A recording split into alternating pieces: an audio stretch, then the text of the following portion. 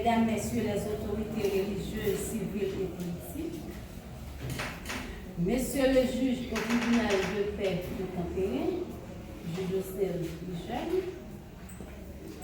Mesdames les représentantes des organisations de femmes, la presse parlée, écrite, télévisée et médias en ligne, Mesdames les représentantes Association des femmes handicapées du Sud,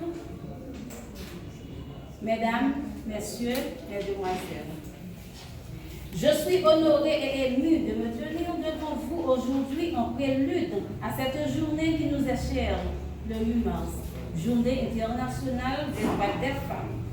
Cette journée est un moment de réflexion, de célébration, mais aussi un moment pour réaffirmer nos engagements envers l'égalité des sexes, les droits humains et surtout la dignité de chaque individu, sans distinction de sexe, d'origine ou de handicap. Aujourd'hui, nous nous retrouvons pour marquer cette journée spéciale en mettant l'accent sur un groupe souvent marginalisé, mais combien essentiel pour notre société, les femmes et les filles en situation de handicap. Il est important de se rappeler que les femmes et les filles handicapées font face à une double discrimination. Elles sont d'une part confrontées aux obstacles qui affectent généralement les femmes en raison de leur sexe et d'autre part aux défis uniques liés à leur handicap.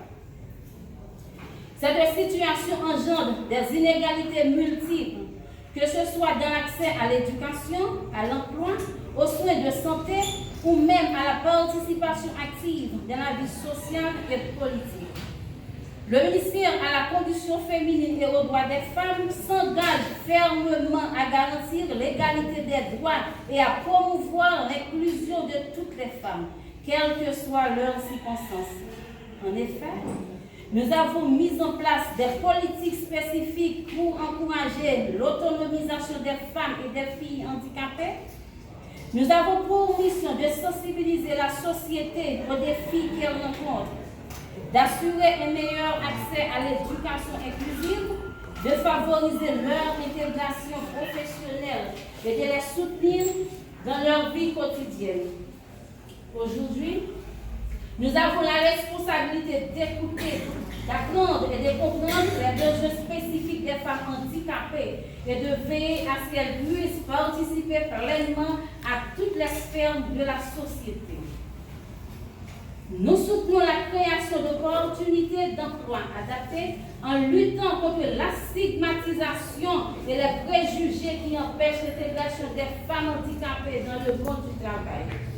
Nous défendons également l'accès à la justice pour tous, sans aucune forme de discrimination.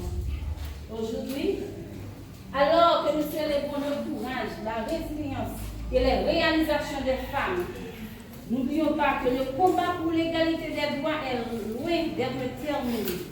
Nous devons continuer à lutter pour des conditions de vie égales, pour une société inclusive et pour que chaque femme, sans exception, ait la possibilité de s'épanouir, de réaliser ses rêves et de contribuer au développement de la société. Chers amis, chères sœurs, engageons-nous ensemble pour nous faire un monde plus bon. Côté toute femme active qui a pour handicap, capable de jouer le même droit à opportunité tant que toute autre femme. Je mérite respect, l'amour, à vivre sans barrière dans n'importe côté nous.